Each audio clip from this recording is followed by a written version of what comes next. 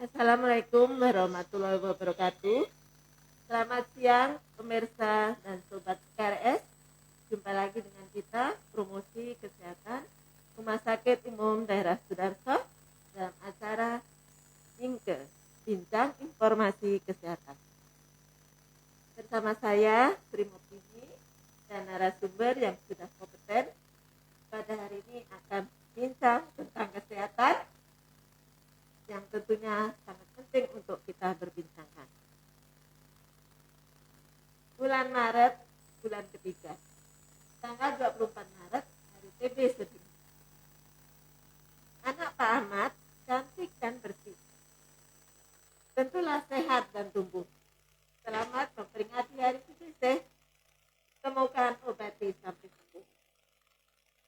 Dalam rangka hari TB sedunia, pada hari ini kita menghadirkan narasumber yang tadi di awal sudah saya jelaskan, yaitu Dr. Risa Febrianti, Musawaris spesialis gizi. Kita sambut beliau. Assalamualaikum dokter. Warahmatullahi wabarakatuh. Kabar dokter? Baik, insya Allah. Risa Febriana ya. Oh, iya. Salah. Oke, dokter. Kita tahu bahwa kemarin pada tanggal 24 itu hari TBC sedunia ya dok ya. Untuk temanya tentang untuk eliminasi TB dan penderita. Pada hari ini topik kita yaitu tos TB.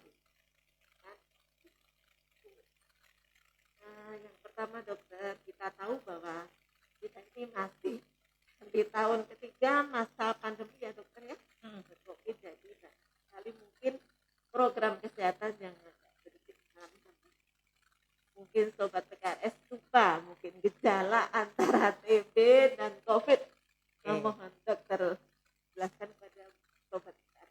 Ya, terima kasih ya Bu ya. Kita udah 3 tahun mengalami susahnya pandemi ini ya.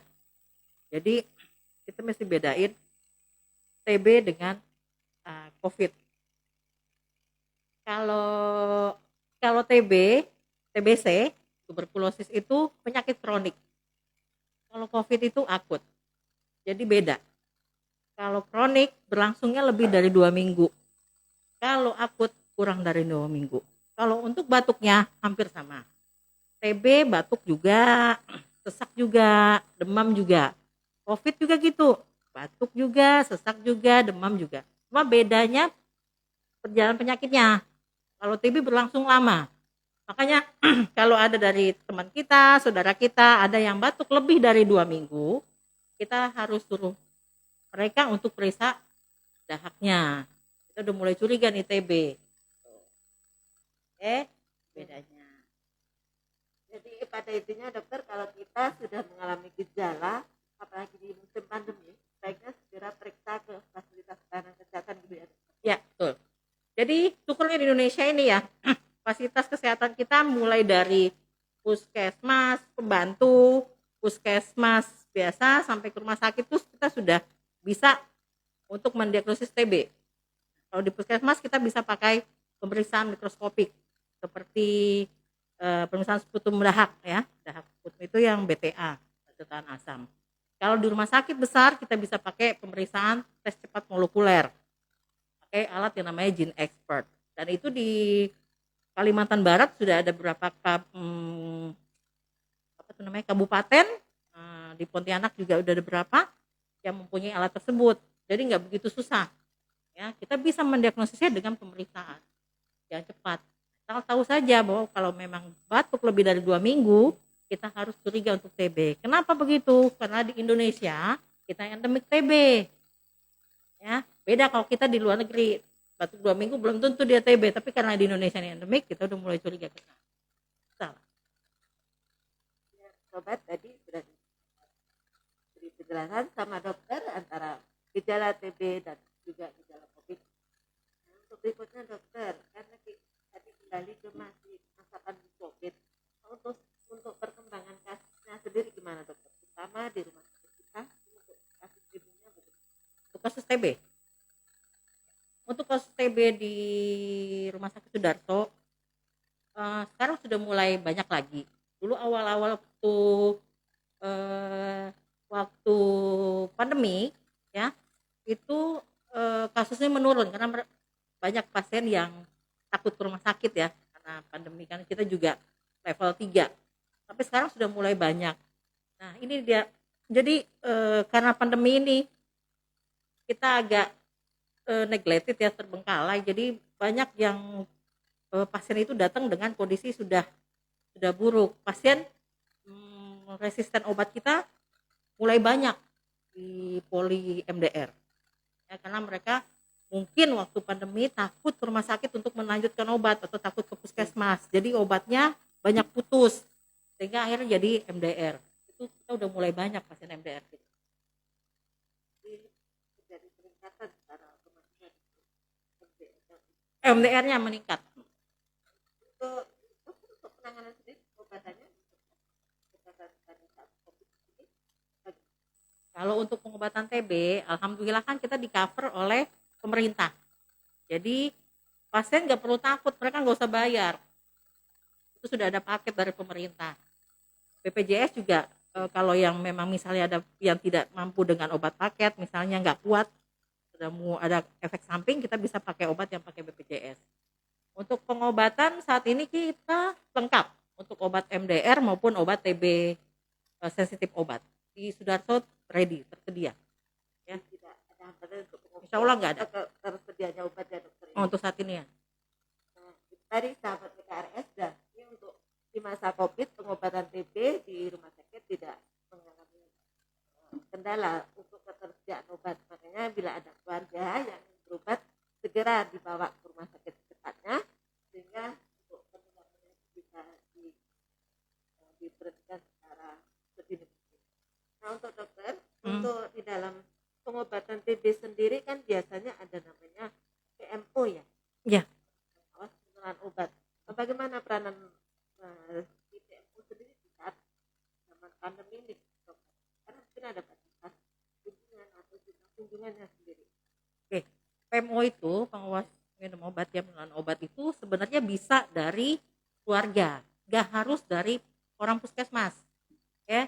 Nah, tapi keluarga itu yang si sakitnya itu agak segan gitu. Misalnya anaknya sakit, orang tuanya yang menjadi PMO-nya. Ya. Kemudian misalnya istrinya yang sakit, suaminya yang mengawasi dia minum obat. Jadi benar-benar diawasi dia minum obatnya. Kalau kami dulu belajar bahwa obatnya dilihat kan minum ke pasiennya. Ya.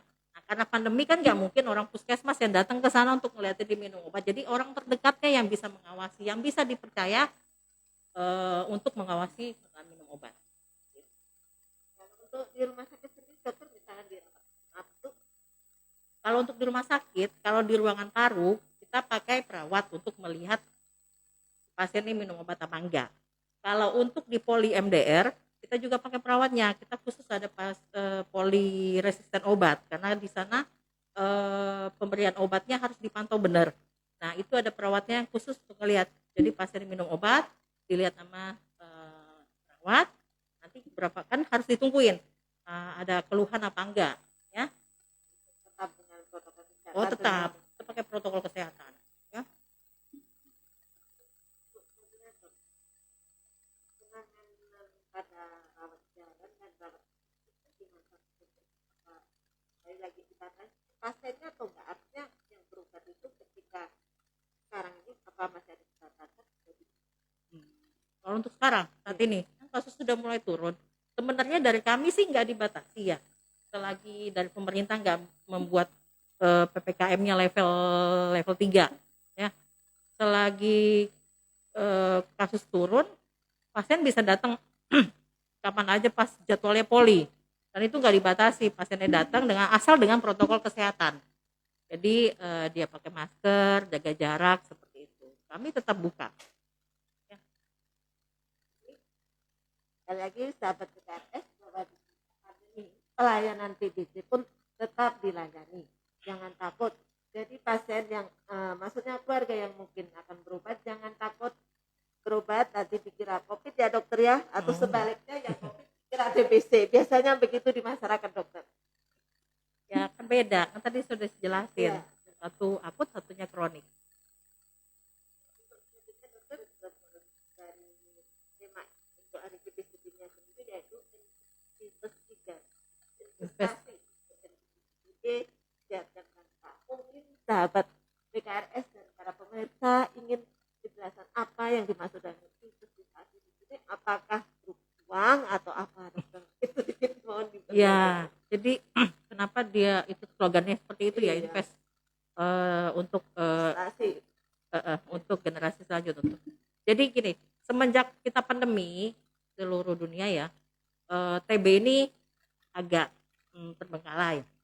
Jadi kita perlu investasi. Satu, nakesnya kan kepake semua untuk COVID. Itu lagi dana. Seluruh negara dananya dipakai untuk COVID. Jadi yang harusnya nih, kita kan harusnya eliminasi TB tahun 2030 ya.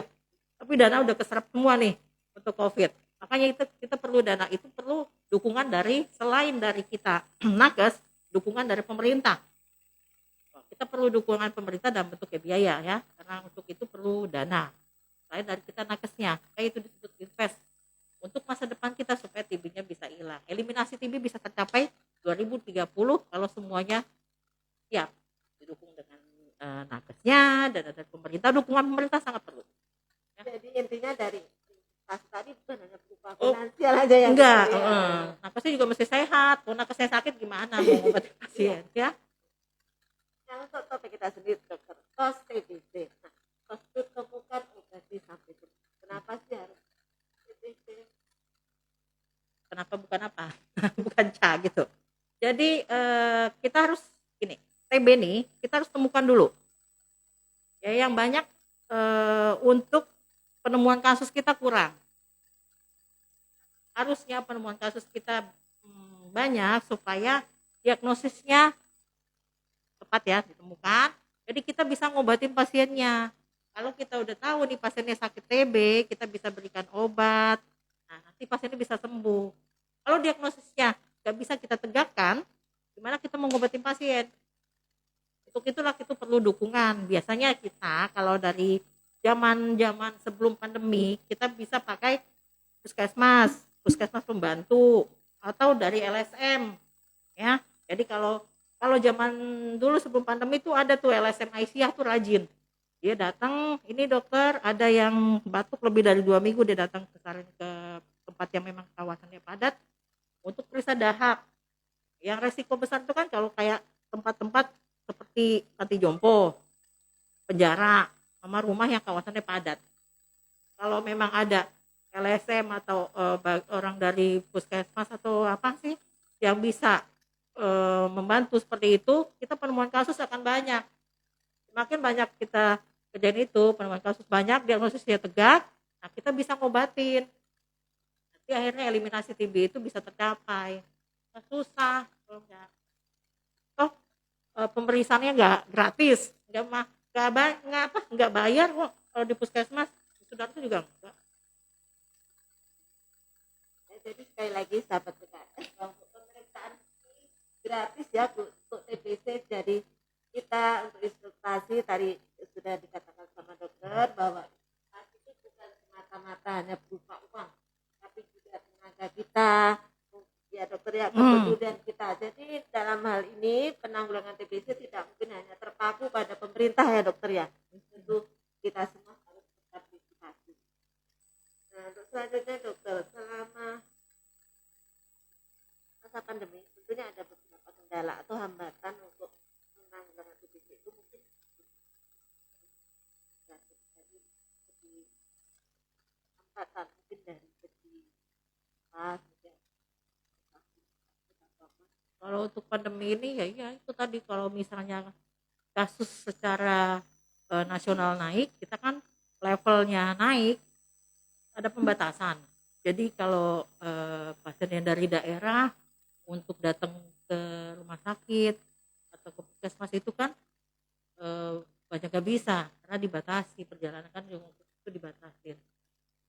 Ya itulah dia hanya kendala. Makanya sekarang kalau kita lihat selama pandemi ini kan selama 2 tahun nih kasus TB-nya kesannya turun, kesannya di Sudarso ya banyak gak ini. Tapi pas sudah lewat nih nanti datang lagi banyak, dan kasus MDR-nya jadi naik karena mereka itu neglected, jadi terbengkalai. Mereka yang harusnya minum obat rutin, ini kan harus tiap bulan ngambil obat, ini nggak datang tiap bulan Karena itu dia kendala, karena ada pembatasan pandemi. Ya kita harapkan pandemi ini berakhir, jadi TBC bisa kita eliminasi. Di data informasi itu sering sekali dan itu TBC itu dalam 3 tahun terakhir ini masih masuk di 10 besar penyakit dan mungkin dokter bisa memberikan itu masih masuk dalam 10 besar penyakit. Apa sudah terlalu parah yang datang atau ada dengan komorbid atau gimana? Ya, kalau yang di ya, kalau di rumah sakit Sudarso kita kan yang paling tinggi nih. Ya. Jadi yang datang biasanya sudah buruk. Jadi rujukan dari tempat lain dengan kondisi yang buruk. Mungkin TB-nya sudah advance ya, sudah terlalu luas, atau dia dengan komorbid. Yang umumnya komorbid itu yang paling banyak adalah diabetes. Ya, kalau diabetes kan sudah kemana-mana, bisa ke jantungnya, bisa ke ginjal. Jadi datang tuh dengan kondisi yang buruk.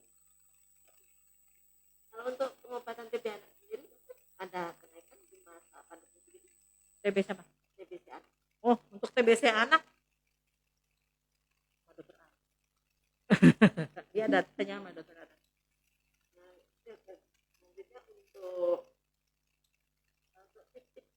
untuk kesehatan paru-paru dokter mungkin ada disampaikan karena penyakit paru ini kan kadang di rokok misalnya, mungkin ada hubungan dengan paru, tips untuk menjaga kesehatan. Ya, tipsnya khusus untuk TB ya. Kalau untuk TB, orang Indonesia biasa batuk. Jadi kalau batuk tuh nggak biasa. Jadi kalau batuknya lebih dari 2 minggu, cepat berobat. Ya, berobat ke puskesmas yang paling dekat dan diperiksa dahaknya. Kalau dia bisa ngeluarin dahak. Kalau misalnya tidak bisa, diperiksa ronsen toraks. Itu tipsnya. Untuk kita tahu, untuk kita bisa mendiagnosis TB dengan cepat.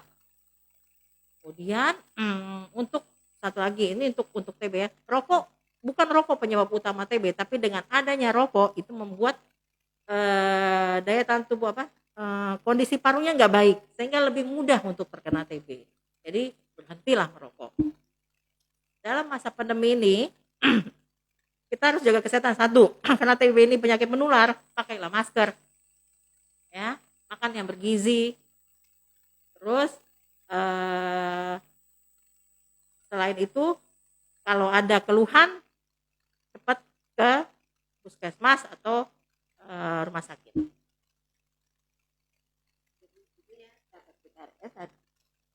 Juga sama dokter bagaimana tips menjaga kesehatan paru kita. Dokter, karena tadi di masa pandemi kan banyak sekali kasus-kasus yang mungkin sulit kita temukan ya dokter, dalam fasilitas atau apa tadi. Rencananya pemerintah itu akan men-screening sekitar 500.000 kasus yang tidak terdeteksi dengan peralatan X-ray artificial intelligence. Itu untuk rumah sakit kita sendiri apakah sudah siap ya? Rumah sakit kita belum ada kayaknya tuh. Untuk itu belum. Ya, saya belum tahu. Jadi ini ada di permasalahan TBC yang pasti kita sesuai dari tos TBC sendiri ya dokter, temukan obat sampai sembuh. Artinya kita ini sobat sahabat PKRS dan pemirsa, kita harus melakukan ataupun artinya menemukan sebanyak mungkin kasus TBC, kemudian diobati sampai sembuh sehingga penularannya itu bisa dicegah ya dokter ya. Iya. Juga secara ini penyakit tersebut juga sudah mengurangi kematian kalau diobati sampai sembuh ya dokter. Terus mungkin kadang-kadang ada pertanyaan gini dokter, kenapa sih pengobatan TBC itu lama dan harus teratur? Iya, karena TB ini beda dengan penyakit paru lain ya. Kalau penyakit seperti pneumonia itu bisa diobati dengan antibiotik 2 minggu, 2 mingguan. Tapi kalau untuk TB karena memang jenis kumannya, kita harus pengobatannya minimal 6 bulan. nggak ada yang 4 bulan, ditawar nggak bisa ditawar. Untuk TBC nggak bisa ditawar, tetap 6 bulan ya. Untuk TB paru ya, nanti ada lagi TB ekstra paru tuh bisa lebih dari 6 bulan, bisa 9 bulan, bisa setahun, malah ada yang 1 tahun setengah. Nah, supaya sembuh pasien harus rutin berobat, nggak boleh putus. Kenapa nggak boleh putus? Karena ada resiko kalau dia putus untuk terjadi resistensi obat, itulah namanya MDR. Kalau dia resistensi obat, nanti pengobatannya lebih lama dengan makin banyak obatnya lebih banyak dengan efek samping yang lebih banyak. Kita mencegah itu, hanya harus berobat teratur. Disitulah perlunya PMO tadi. Nah itu supaya akhirnya mau berobat, mau minum obat. Admin, ada pertanyaan dari pemirsa?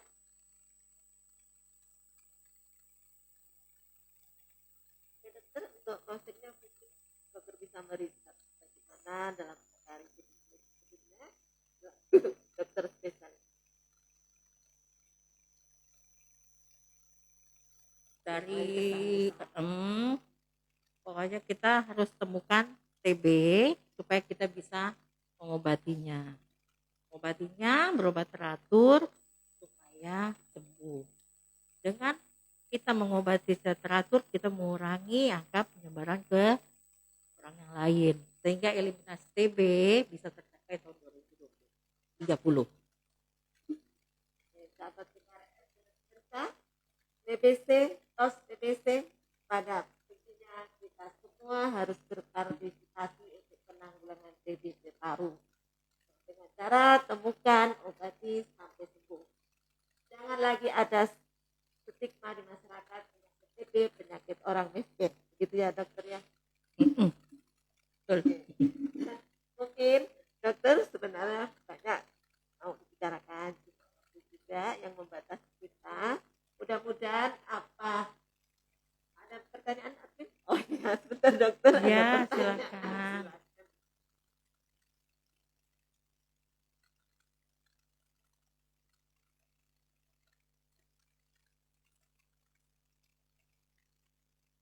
Jadi TB itu sekarang bukan sakit orang miskin, karena banyak juga loh orang kaya yang sakit TB. Nah, sekarang banyak TB ini dengan penyakit diabetes.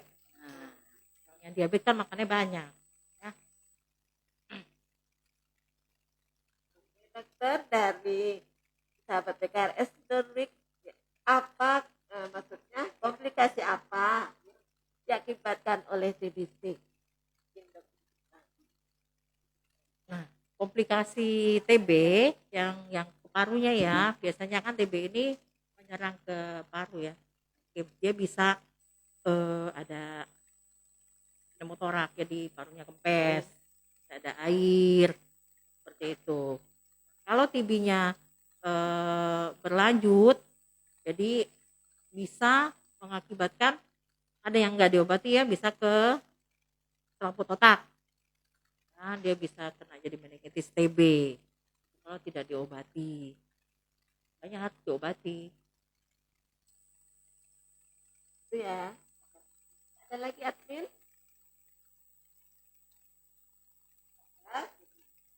Setelahnya mudah-mudahan apa yang kita bincangkan di hari ini tentang kesehatan paru ya dokter tentunya sangat mudah-mudahan bermanfaat buat kita semua. Sekali lagi dalam penanggulangan TBC kita semua harus berpartisipasi, jangan menyerahkan pada salah satu pihak. Oke dokter, terima kasih untuk waktunya. Kita bisa ketemu lagi di waktu. Sebelumnya kita mungkin sama-sama untuk tagar utama penyakit TBC ya dokter. Dari TBC sedunia 2022